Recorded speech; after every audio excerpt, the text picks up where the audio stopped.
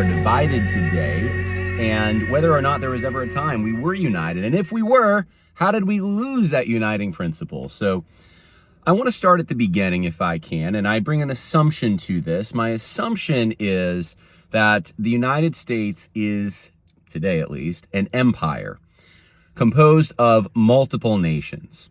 I don't think we were always this, but we always did have divisions, and this is where we start the story. If you read David Hackett Fisher's book, Albion's Seed, this becomes very evident. There were multiple folkways at the beginning of the United States.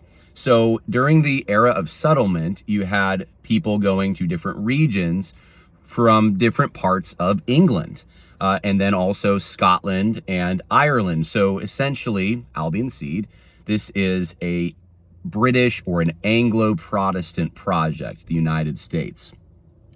And you had Cavaliers who were Anglican settling in Virginia. You had Scotch-Irish who were Presbyterian going to Appalachia. You had people who were Puritans going to Massachusetts and New England, which later became Congregationalist, which later became Unitarian.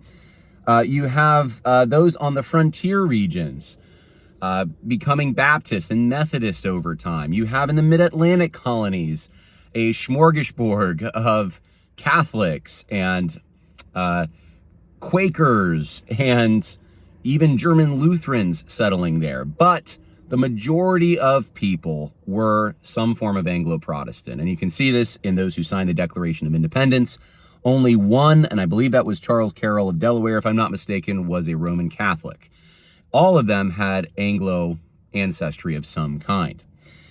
Now, there was a uniting principle at the beginning, if you want to call it the beginning. I mean, people had been here for well over a century, but when you have the Revolutionary War or the War for Independence, 13 separate colonies, soon to become states, unite as Englishmen to fight for their English rights against the king and the Parliament of England. And so they secede and separate from England and form their own thing. Now, this is a loose confederation at first, and it remains a loose confederation, a federal arrangement, even under the Constitution. George Washington, in his farewell address, when he's leaving the public stage, he kind of talks like a parent to younger children who are siblings, not in a diminishing or a condescending way, but in a nurturing kind of way. And he tells them, one of the things he tells them is to make sure that they stay out of foreign entanglement. So cultivate their own kind of in-group preference and identity. And he emphasizes the fact that they have a shared heritage, a shared religion, shared manners and customs. And they did, but they also had many differences. And it does strike you when you read this as if it were a parent saying, you're siblings, even though there's differences. So these differences obviously emerge later during the war between the states, or the American Civil War, depending on the term you use. But before we get to that point, there are ebbs and flows in the unity that Americans feel for one another, the affinity, the togetherness. You have under James Monroe's presidency an era of good feelings after the War of 1812, because during that war, there was a lot of separation. In fact, New England was the main one who kept threatening to secede from the United States, most prominently at the Hartford Convention.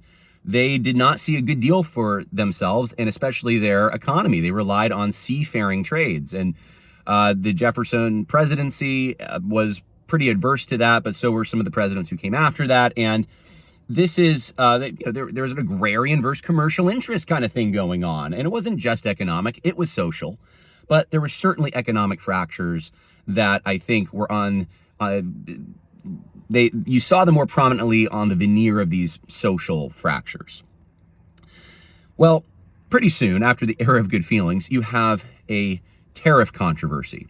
And the tariff controversy is, again, agrarian versus commercial interest. The state of South Carolina, most prominently, threatens to nullify federal law. There's the force bill, and then there is a reconciliation of sorts.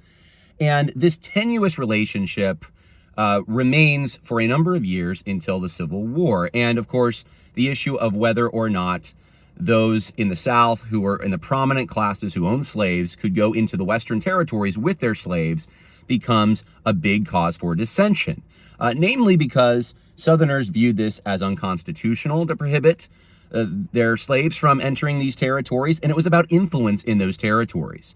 It wasn't really even about the enumeration of slaves. As you see under the Confederate Constitution, they outlaw the international slave trade. It was more about whether or not Southern elites are going to have influence and carry their understanding and their vision for the economy and social arrangements into the states that will eventually decide who controls the United States. So the South secedes from the Union, and it's really the lower South because the upper South stays in the Union until Lincoln calls for troops. And then they say, we don't want to be in this arrangement because it's a federal arrangement. And the basic understanding of a federal arrangement is you can leave. In fact, 3 of the ratification agreements that states made with the federal government explicitly say this. This was an understanding even before that, going back to the Revolutionary War and the treaty that England signed with separate states, 13 of them, not just one conglomeration. Anyway, after that big division, there is steadily of course, a forced unification, but steadily an actual unification begins to happen. And this takes decades. In fact, when I myself was a child, I remember members of the Greatest Generation and hearing them talk, and even members of the Greatest Generation still had a sense of, I don't know if disdain is too strong a word, but there was a dislike for Yankees. One of my great uncles would say he wouldn't even visit me when I lived in upstate New York because there were Yankees up there. And so and you can understand if you study Reconstruction, if you study even what happened in the war when Sherman marched through and burned whole cities down, burned churches, burned everything, really. I mean, there's a lot of disdain for what happened during those times. Some estimates say about 1 million slaves themselves starved and died after the war. And so this was the worst kind of arrangement to be freed into.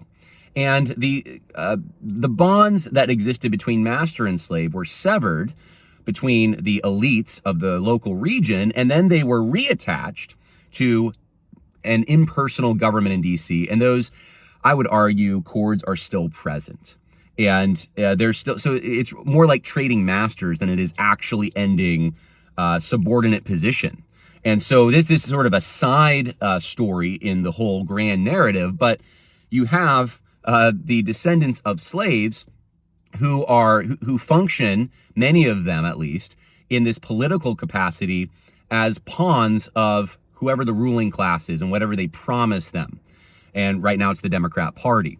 So this is also going on, and the Soviets later on in the 20th century, but even the Japanese actually get in on this, but our enemies see this as a weak point to use to exploit the United States. But let's go back to the Reconstruction era.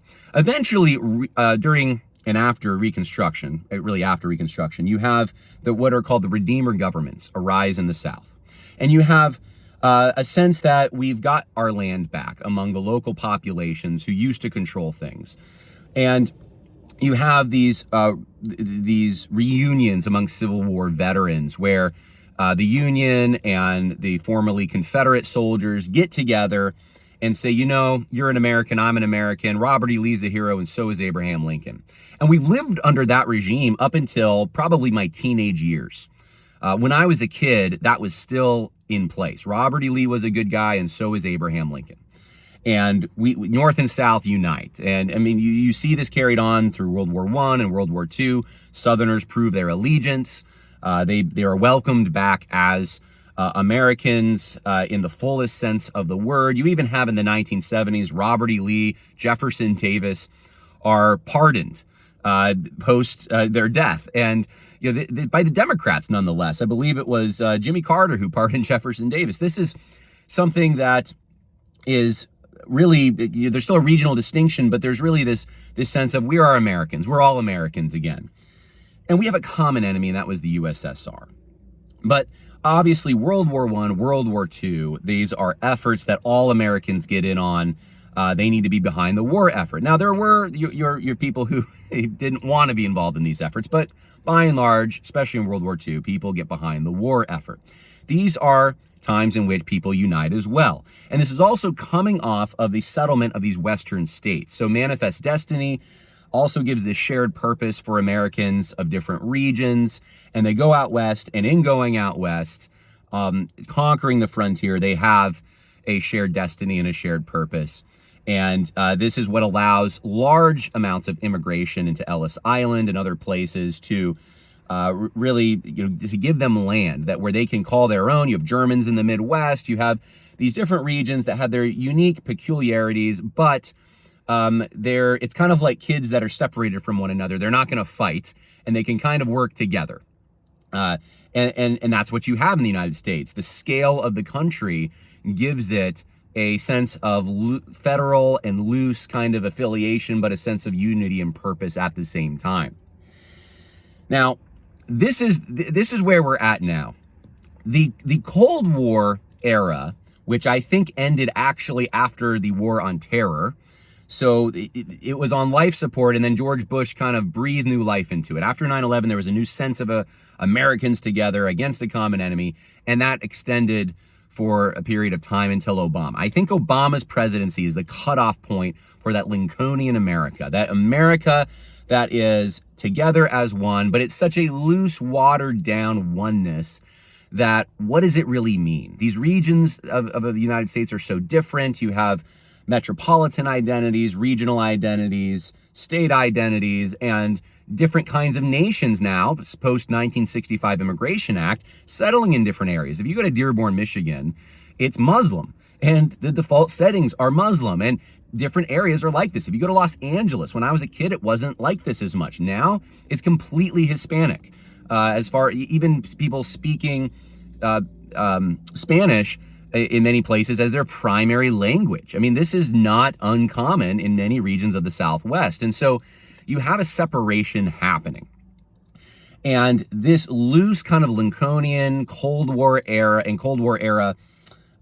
unity isn't enough to keep people together, because much of it was based on the fact during the Cold War that we weren't the Soviets. So we believed in God. We believed in freedom. We believed in the American dream. We believed you could make anything of yourself if you wanted to make something of yourself. And there's groups in America that feel like they're left behind, that they haven't been able to make of themselves what they want to make of themselves. So you already have that fracture. And the BLM movement really exposed that fracture happening, that they were promised that these disparities would be eliminated. That was the civil rights movement, but they're not. And of course, that wedge has been driven home by our enemies for years. And then you have the fact that, and this is the Christian nationalism thing, you have the fact that there are regions, and especially in the Northeast and the Pacific Northwest, that don't want Christianity at all anymore. They want to return to some kind of paganism. And the Bible Belt isn't like that at all, completely out of step. So you have a major division over religion. Christian nationalists, I think, are trying to find a unifying principle in the fact that most Americans still value Christianity, even if they're not Christians, and they claim to be. So maybe a loose kind of Christianity, a cultural Christianity, can be a uniting principle of some kind. And if we can get authentic, real Christians in positions of authority, that would be great. But there's other uniting principles in competition with this, or maybe complementary to it. Of course, Trump wants to unify the country along the lines of success. As long as you're successful, that'll unite the country, right? It's about the money you have and the ability to spend and enjoy things. And of course, this does help some people to have a good economy, but this isn't going to be the uniting thing, because it's not ultimately a squabble over the economy, even though the economy does represent a squabble. You also have people who want to unite the country over liberal values. And I feel probably the most sorry for them in a sense, but I also don't feel sorry because this was just a stepping stone. It was a halfway measure. It was a transitional period to try to use liberalism and this idea that we're for some kind of notion of equality, some kind of notion of freedom, but it's very vague. And the civil rights regime, I think, definitely shows what this is most clearly. But this was never going to be a uniting principle. This was never really that rooted. If anything, this was a watered down kind of post-Christian ideology that in some ways doesn't even suit our country anymore because people aren't self-governing. Many people in many regions, if you're in Chicago, you need people to have their decisions limited because they're making bad decisions, right? If you're out in a country area, it's fine if people make their own decisions because they still have a sense of community and shared responsibility, and they want to help their fellow man and so forth. So that's part of the fracture in our country too. Some of the aspects of liberalism still can exist where you have a stable, healthy society where they're already making decisions that benefit the greater society. But in areas where you don't have that, it doesn't work at all. Liberalism is not a uniting principle, and that's one of the reasons I wrote my book, Against the Waves, Christian Order in a Liberal Age, to provide a way forward. So this is why we are in the state we're in now. When Obama became president, he was interested, I think, in accelerating some of these fractures. But we were also already on life support in the war on terror. And it really the enthusiasm for that ended under Obama's presidency. And there was no uniting principle left. And so you have now Americans who are completely divided, and they don't even trust each other. The one half of the country, or the people living in the country, do not trust the other half of the people living in the country to actually even care about the country. And it really has come down to whether or not you even love the country.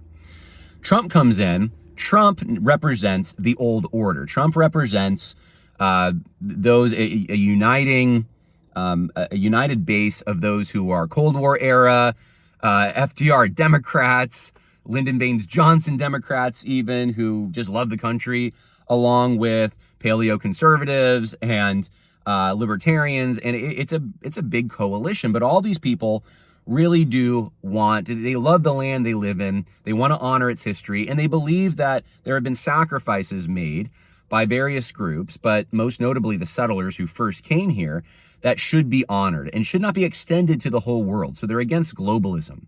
The question is that a coalition that is united enough to keep things going after the baby boomer generation dies? And I have my doubts about that. I think moving forward, this is my prediction, you are going to see more and more, especially through the use of the internet, will be facilitated, people moving to various regions and affiliating with people who share their political beliefs and religious beliefs and cultural beliefs.